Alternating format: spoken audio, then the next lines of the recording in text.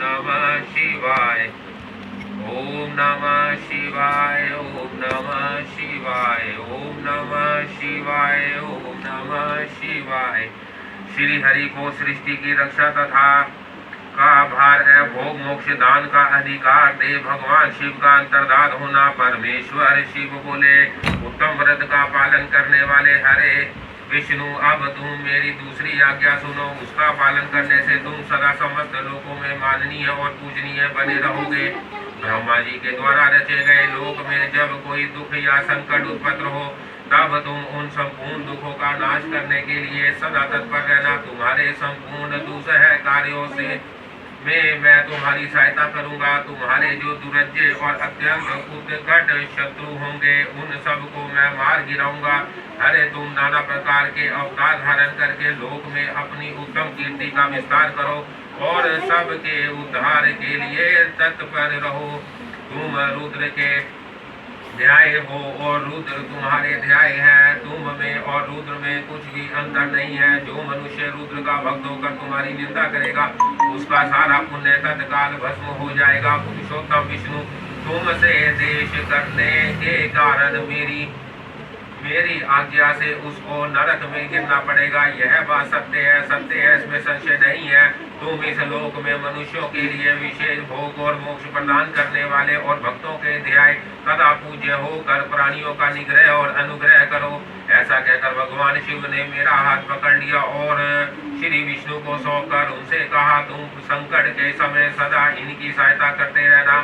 सबके अध्यक्ष होकर सभी को भोग और मोक्ष प्रदान करना तथा सर्वदा समस्त कामनाओं का साधन है। सर्वश्रेष्ठ बने रहना। जो तुम्हारी शरण में आ गया वह निश्चय ही मेरी शरण में आ गया। जो तुम में और तुम में अंतर समझता है वह अवश्य नरक में गिरता है। ब्रह्मा जी कहते हैं, देव ऋषि भगवान शिव का यह वचन सुनकर मेरे हाथ भगवान विष्णु ने सबको वश में करने वाले विश्वनाथ को प्रणाम करके मंद स्थवन में कहा। श्री विष्णु बोले, करुणा सिंधु जगत आद्या शंकर जगन्नाथ शंकर, मेरी यह बात सुनिए। मैं आपकी आज्ञा के अधीन रहकर यह सब कुछ करूंगा। स्वामी, जो मेरा भक्त होकर आपकी निंदा करे उसे आप निश्चय ही नरकवास प्रदान करें। नाथ, जो आपका भक्त है वह मुझे अत्यंत प्रिय है।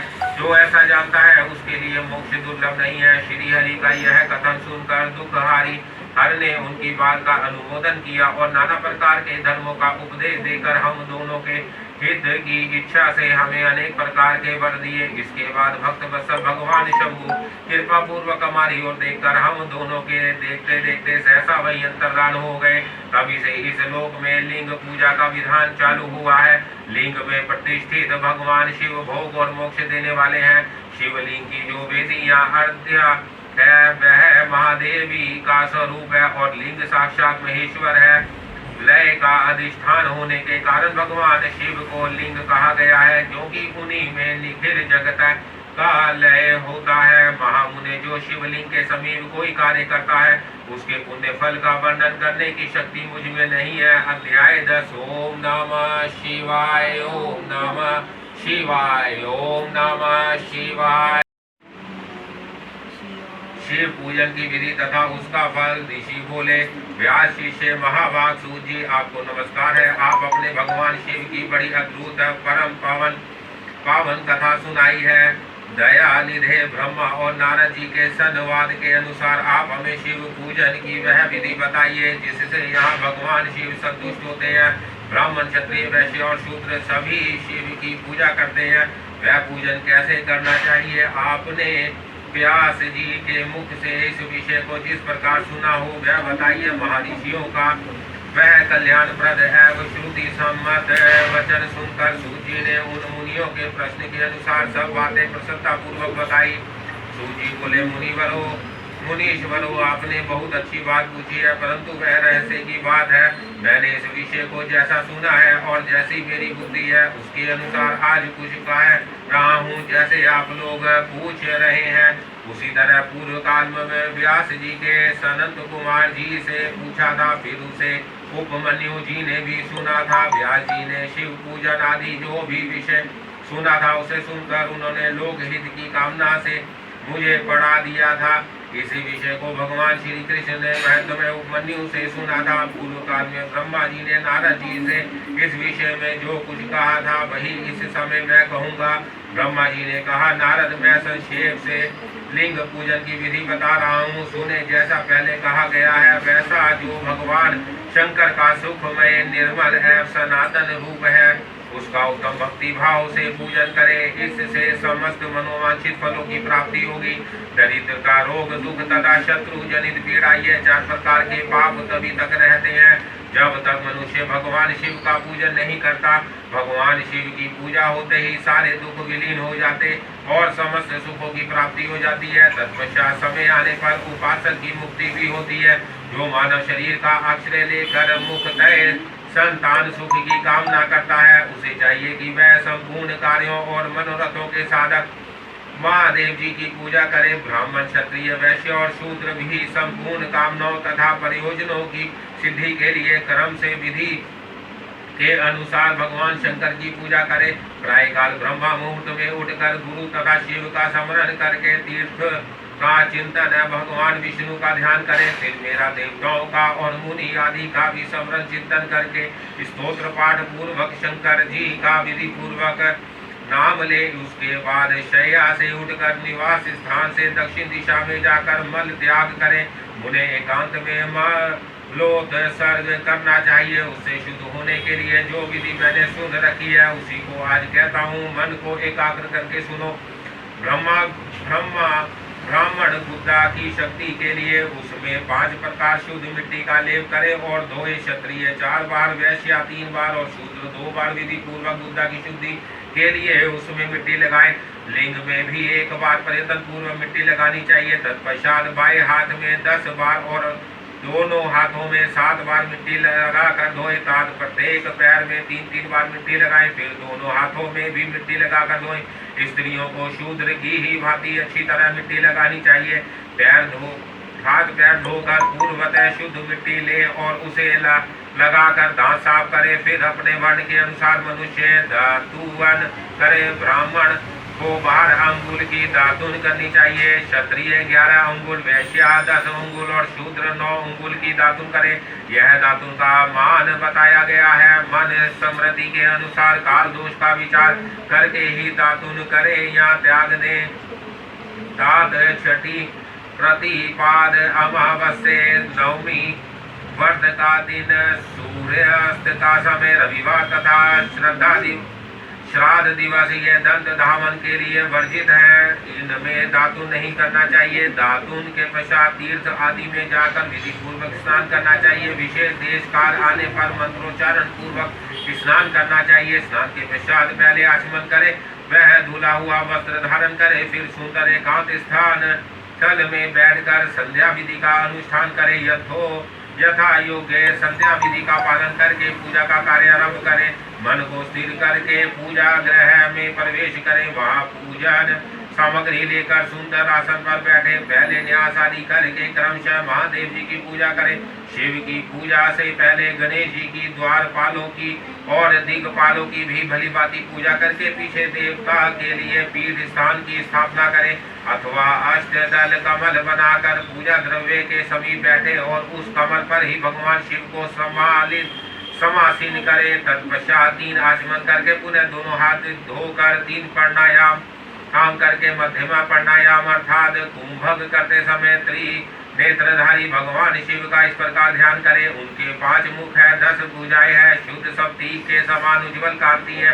सब प्रकार के आभूषण उनके श्री अंगों को विभूषित करते हैं तथा वे व्याघ्र चर्म की चादर ओढ़े हुए हैं। इस तरह ध्यान करके यह भावना करें कि मुझे भी इनके समान ही रूप प्राप्त हो जाए। ऐसी भावना करके मनुष्य सदा के लिए अपने पाप को भस्म कर डाले। इस प्रकार भावना द्वारा शिव का ही शरीर धारण करके उन परमेश्वर की पूजा करे। शरीर शुद्धि करके मूल मंत्र का क्रमशः न्यास करे अथवा सर्वथा प्रणव से ही षडंग न्यास करे। ओम आधे इत्यादि रूप से संकल्प वाक्य का प्रयोग करके फिर पूजा आरंभ करे। पाद अर्ध और आचमन के लिए पात्रों को तैयार करके रखे। बुद्धिमान पुरुष विधि पूर्वक भिन्न प्रकार के 9 कलश स्थापित करे, उन्हें कुशाओं से ढक कर रखे और कुशाओं से ही जल लेकर उन सबका प्रोक्षण करे। तत्पश्चात उन सभी पात्रों में शील जल डाले। फिर बुद्धिमान पुरुष देखभाल करके प्रणव मंत्र के द्वारा उनमें निमांकित द्रव्यों को डाले। खस और चंदन को पाद पात्र में रखे। चमेली के फूल, शीतल, चीनी कपूर, बड़ की जड़ तथा तमाल, इन सब को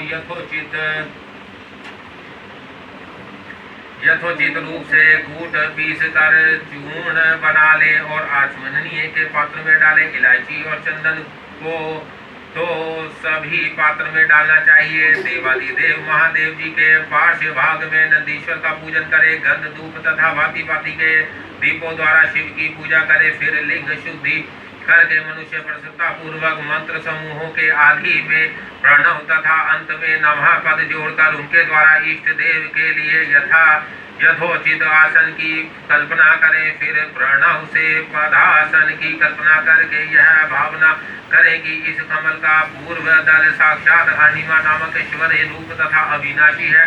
दक्षिण दल लधिमा है, पश्चिम दल महिमा है, उत्तर दल प्राप्ति है, अग्नि कोण का दल काम्य है, नेत्रत्व कोण का दल शीतव है, वायव कोण का दल शीतव है, ईशान कोण का दल सर्वतव है और उस कमल की कर्णिका को सोम कहा जाता है। सोम के नीचे सूर्य, सूर्य के नीचे अग्नि और अग्नि के भी नीचे धर्म आदि के स्थान है। क्रमशः ऐसी कल्पना करने के पश्चात चारों दिशाओं में अव्यक्त महतत्व अहंकार तथा उनके विकारों की कल्पना करे। सोम के अंत में सत्व, रज और तम, इन तीनों गुणों की कल्पना करे। इसके बाद सदोजात धामी इत्यादि मंत्र से परमेश्वर शिव का आवाहन करके ओम वामदेवाय नमः इत्यादि वामदेवाय के मंत्र से उन्हें आसन पर विराजमान करे। फिर ओम तत्पुरुषाय है इत्यादि रुद्र गायत्री द्वारा इष्ट देव का सानिध्य प्राप्त करके उन्हें अघोरे भ्यो अथा इत्यादि अघोर मंत्र से वहां विरुद्ध करें। फिर ईशान सर्वविधा नाम इत्यादि मंत्र से आराध्य देव का पूजन करे।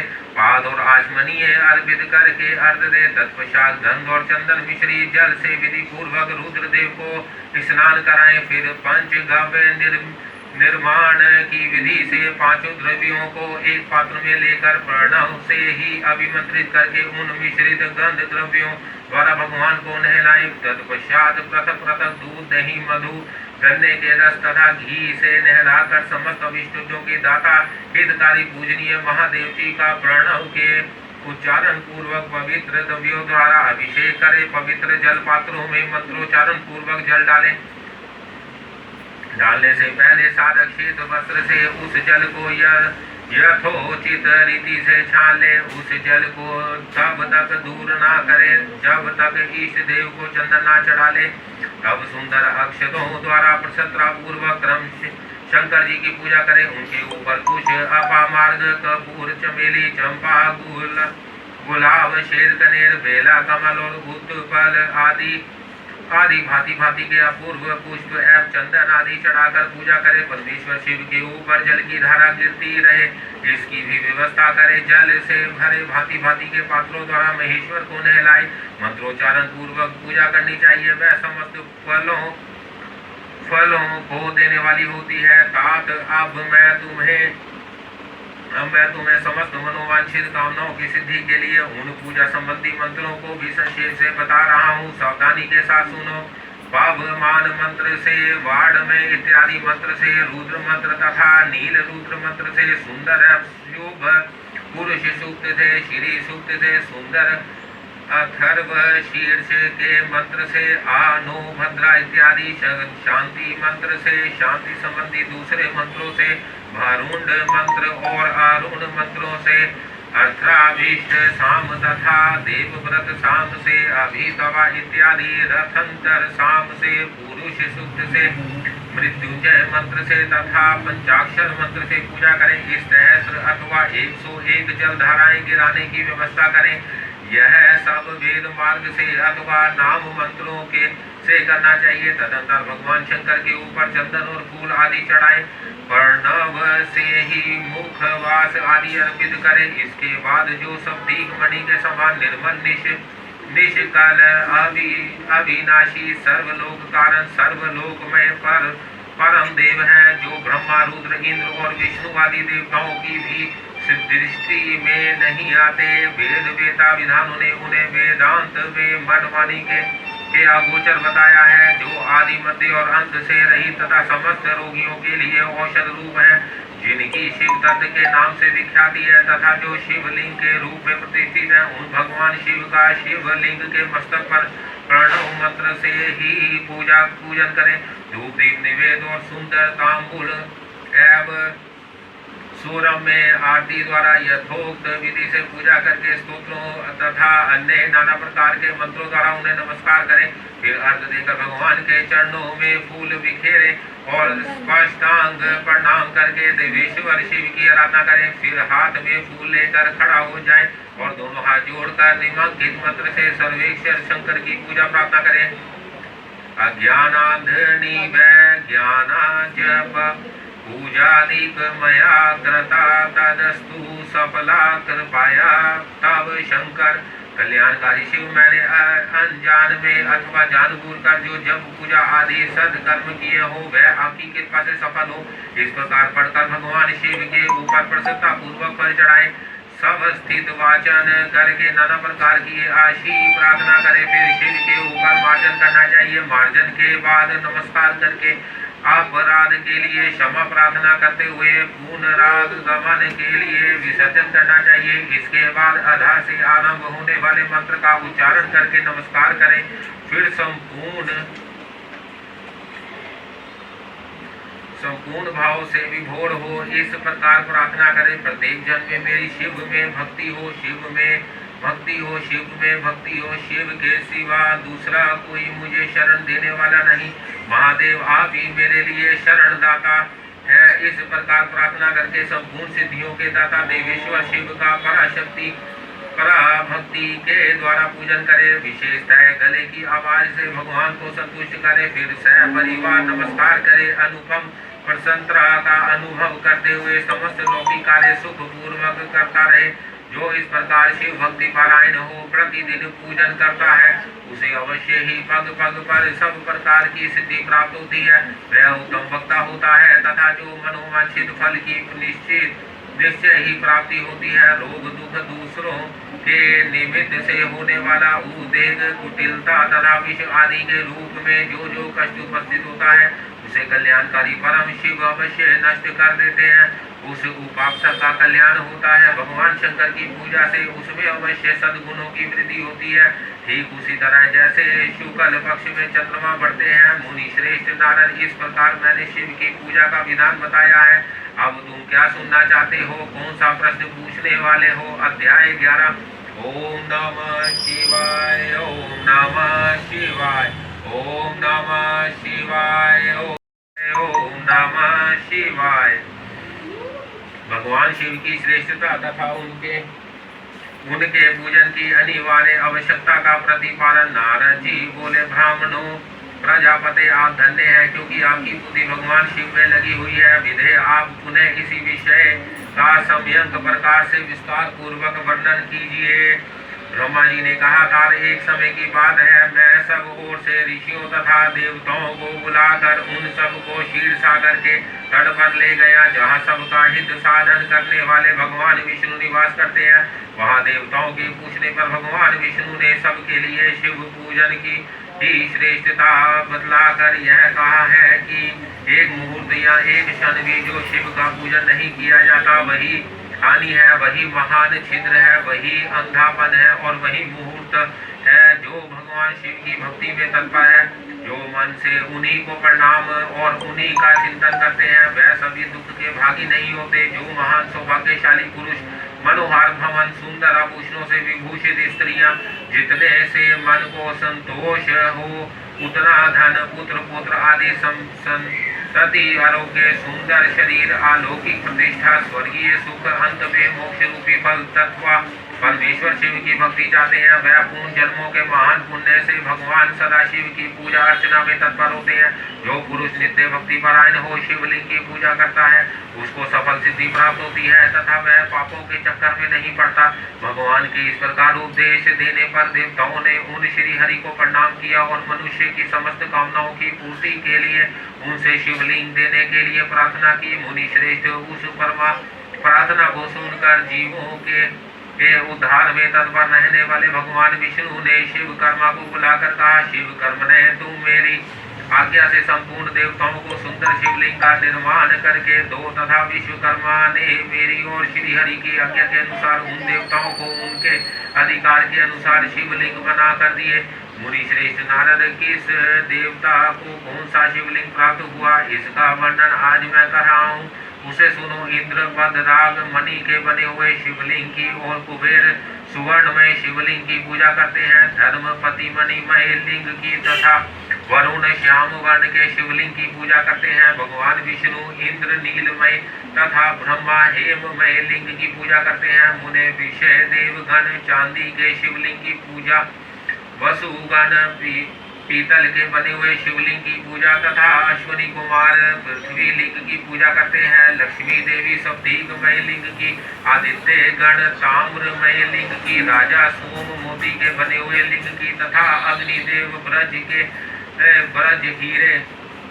हीरे के लिंग की उपासना करते हैं। श्रेष्ठ ब्राह्मण और उनकी पत्नियां मिट्टी के बने हुए शिवलिंग का, मयासुर चंदन निर्मित लिंग का और नागगण मूंगे के बने हुए शिवलिंग का आदर पूर्वक पूजन करते हैं। देवी मक्खन के बने हुए लिंग की, योगिनी जन भस्ममय लिंग की, यक्षगण दधि निर्मित लिंग की, छाया देवी आटे के बने हुए लिंग की और ब्रह्मा पत्नी रत्नमय शिवलिंग की निश्चय रूप से पूजा करती है। बाणासुर पारद या पृथ्वी लिंग की पूजा करता है। दूसरे लोग भी ऐसा ही करते हैं। ऐसे ऐसे शिवलिंग बनाकर विश्वकर्मा ने विभिन्न लोगों को दिए तथा वह सब देवता और ऋषि उन लिंगों की पूजा करते हैं। भगवान विष्णु ने इस तरह देवताओं को उनके हित की कामना से शिवलिंग देकर उनसे तथा मुझे ब्रह्मा से पिनाक पानी महादेव के पूजन की विधि बताई। पूजन विधि संबंधी उनके वचनों को सुनकर देव शिरोमणि सहित मैं ब्रह्मा हृदय में हर्ष लिए अपने धाम में आ गया।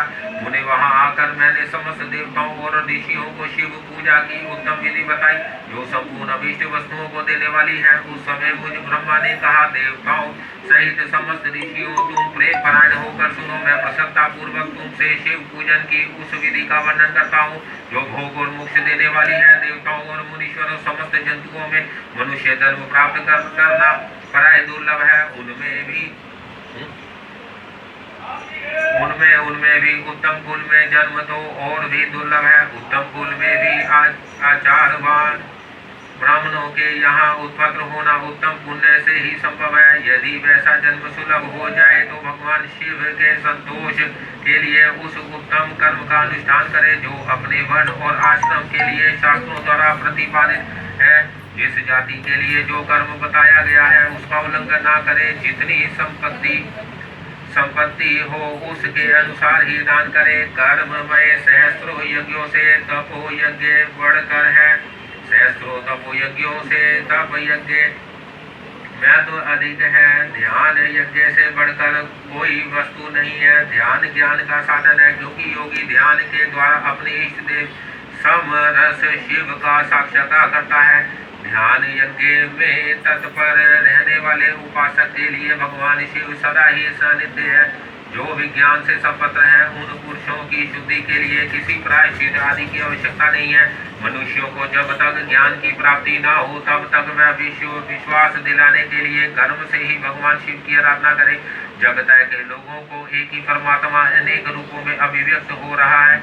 एकमात्र भगवान सूर्य एक स्थान में रहकर भी जलाशय आदि विविध वस्तुओं में अनेक से दिखते हैं। देवताओं संसार में संसार में जो जो सत या असत वस्तु देखी या सुनी जाती है वह सब पार ब्रह्मा शिव रूप ही है। ऐसा समझो, जब तक तत्व ज्ञान ना हो जाए तब तक प्रतिमा की पूजा अवश्य है।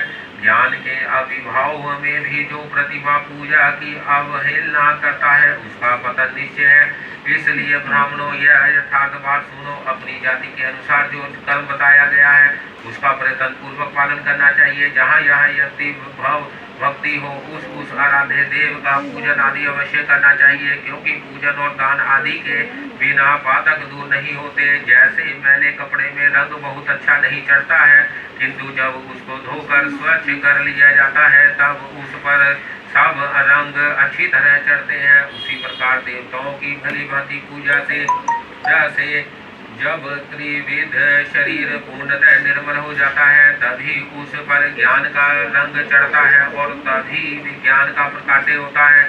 जब ज्ञान विज्ञान हो जाता है तब भेदभाव की निवृत्ति हो जाती है। भेद की संपूर्णतया निवृत्ति हो जाने पर धन दुख दूर हो जाता है और धन दुख रहित पुरुष शिव रूप हो जाता है। मनुष्य जब तक गृहस्थ आश्रम में रहे तब तक 5 देवताओं की तथा उनमें श्रेष्ठ भगवान शंकर की प्रतिमा का उत्तम प्रेम के साथ पूजन करे, अथवा जो सबके एकमात्र मूल है उन भगवान शिव की ही पूजा सबसे बढ़कर है, क्योंकि मूल के सींचे जाने पर शाखा स्थानीय संपूर्ण देवता स्वयं तृप्त हो जाते हैं। अतः जो संपूर्ण मनोवांछित फलों को पाना चाहता है वह अपने अभिष्ट की सिद्धि के लिए समस्त प्राणियों के हित में तत्पर रहकर लोक कल्याणकारी भगवान शंकर का पूजन करे। अध्याय 12। ओम नमः शिवाय। ओम नमः शिवाय। ओम